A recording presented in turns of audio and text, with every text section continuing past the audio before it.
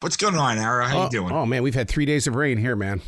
Yeah, it's coming. It's coming this way, starting today and all weekend long. There you go. It's because we had it in the Carolinas first.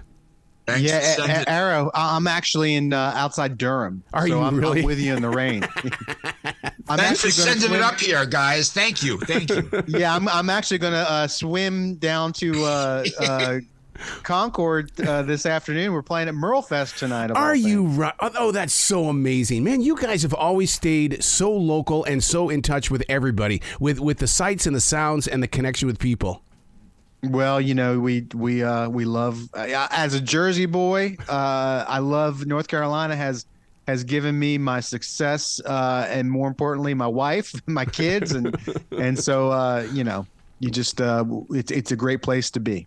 So what are you doing with a podcast about John Quincy when you know that right here in Charlotte, this is all about Andrew Jackson? Yeah, it's true. The Waxalls. I mean, you know, well, I'll tell you what's fascinating about those two. And we cover this in the series, is that they're both born in 1767. Wow. Of the politicians of their time, they're the only two that had experiences in the Revolutionary War. And they had, but they had vastly different experiences, right? John Quincy Adams is the son of John Adams. Mm-hmm. He'll be the second president. He's a founding father. So during the Revolution, Adams takes his 11-year-old son, John Quincy, to Paris, to France, John Quincy's going to the opera with Thomas Jefferson in Paris. He's being educated in schools, in French schools, alongside Ben Franklin's grandchildren. And he's eating these, exotic cuisines. He's learning how to speak all these languages. And then at the very same time, Andrew Jackson is in the Waxalls, and he gets a British soldier hits him over the face with the butt of a sword, and he's got this scar for life. His brother, dies after being released from a British prison. His mother goes to nurse Revolutionary War sick on a ship off the coast of Charleston. She dies of smallpox. The revolution leaves Jackson an orphan, and Adams is set up to be on this inside track, this inside American to become America's top diplomat. Yeah. So why John Quincy Adams? Because, to put it simply, and this was my pitch to iHeart to make this, George Washington appoints him to his first diplomatic post, minister to the Netherlands. Adams goes on to serve in Congress alongside Abraham Lincoln. Oh my God. He is the bridge between these two important eras of our history. And when we study history, these are the eras that we study. Well, the Civil War didn't happen one day. Right. It happened over the course of 30 years. And Adams was at the center of it as slavery went from being something we just didn't talk about because it was a hard conversation for Americans to have in Congress. He, as a congressman from Massachusetts, after he was a failed one-term president, he brings the issue of slavery to the center of the American Congress, to the center of the American consciousness. And I really felt that it was his time to be recognized for that. See, I'm so proud of you for putting this together because, most people, millennials up into the Generation Z and X, they don't know the presidents of the United States. And this gives people the opportunity to tap into a layer of America because you're right. This is about the building blocks. Nothing happens overnight. Absolutely. And I'll tell you what, Adams was Secretary of State for 8 years under James Monroe. And we're talking about 1820, the Missouri Compromise. Wow. Adams is confessing in his journal, and he kept a diary from 1779 till the day he died in 1848. So this is this amazing, we have this incredible resource of just not even like about him, but about what was going on at the time and what was, he used it to settle scores. He told us what he really thought in his diary, but he confesses this slavery issue. I know there's only one way it will ever be solved, and it's by civil war. So he knows at that point in 1820, he knows what's going to happen, and he confesses it to his diary periodically in the next almost 3 decades to come. So it's really important for us as Americans, and it's not going to make us feel better about where we are today. But the two things that I want, all my years of studying American history, these are the two things that I think I now understand better. One is democracy is always in crisis. I don't care. You pick an era, a decade, a generation.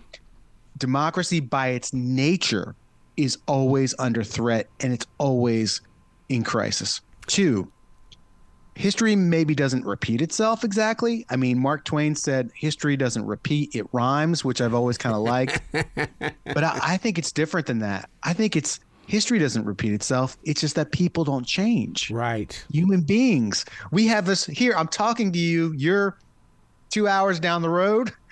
I'll talk to somebody today, I'm sure, on the other side of the country at some point. And it's like we're in the same room almost.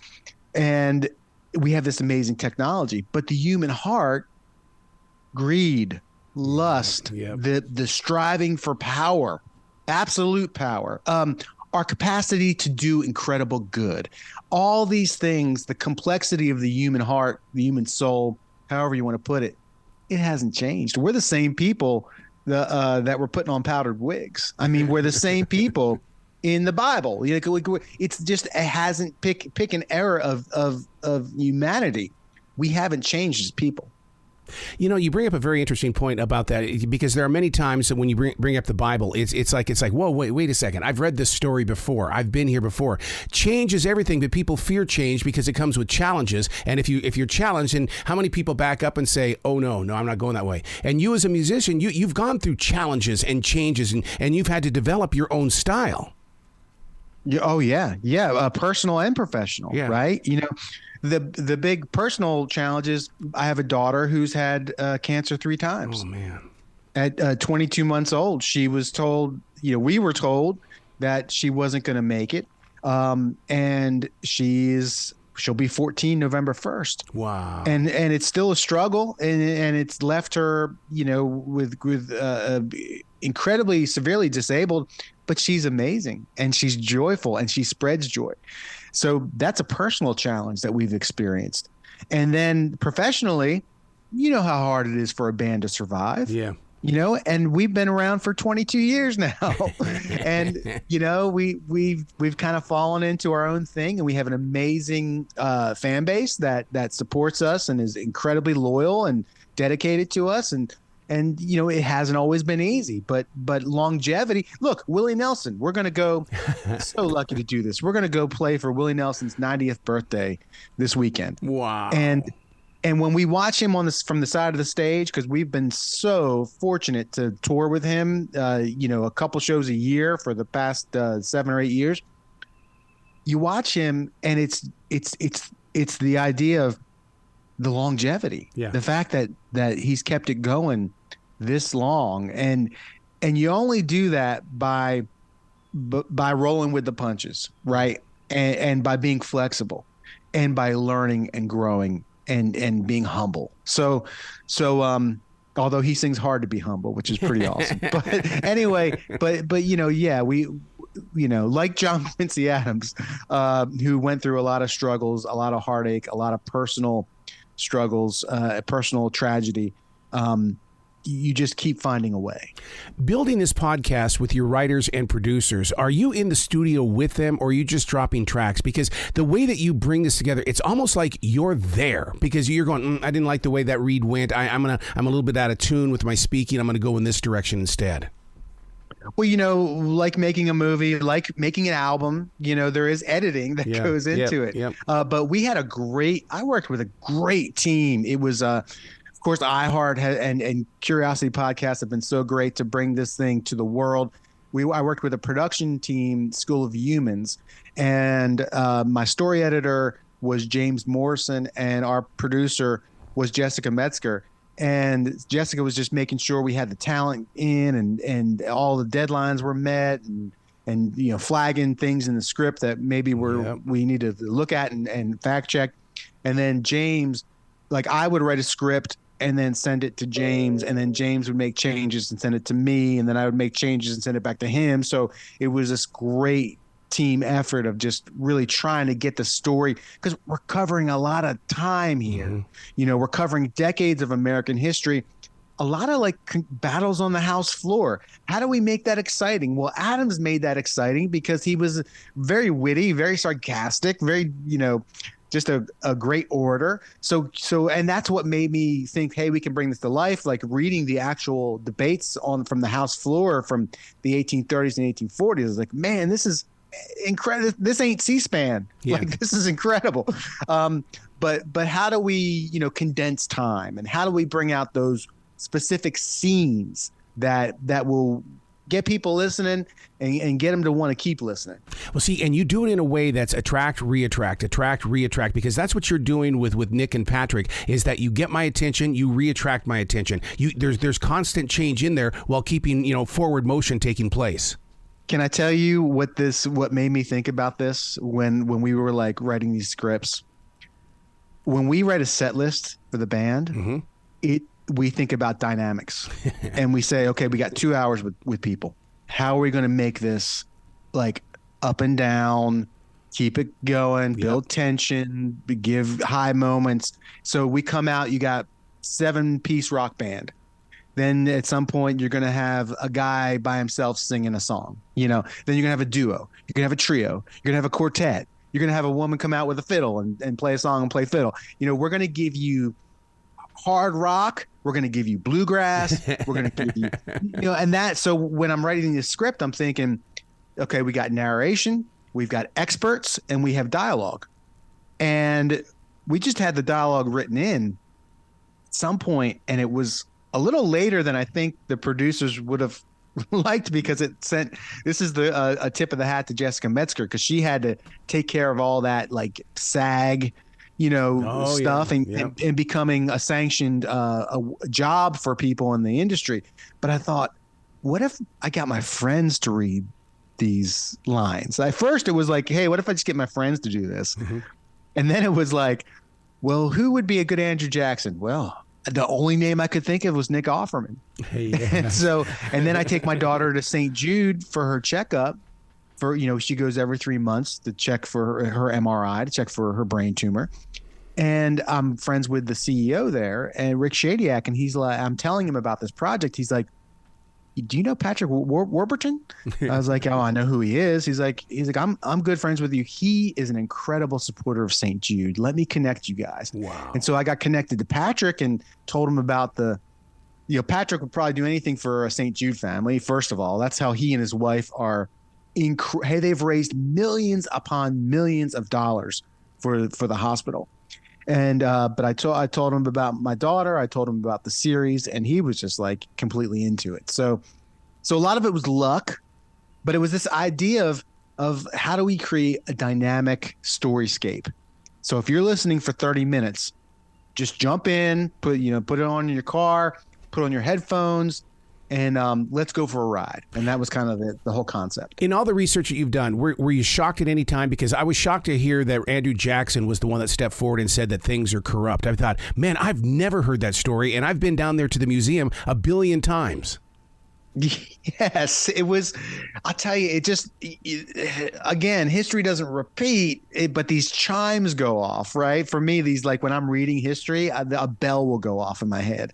And it's this idea of you got 1824, you got 4 legitimate candidates for the presidency, and no one gets a majority of electoral votes, so it goes into the House of Representatives, and the top 3 by the Constitution, the top 3, I believe it's the 12th Amendment, top 3 are going to be voted on by the House. So once the election goes into the House, the American people are left out. Yep. Right now it's no longer, you're not being elected by the citizens of the country. Now you're being elected by an elite body.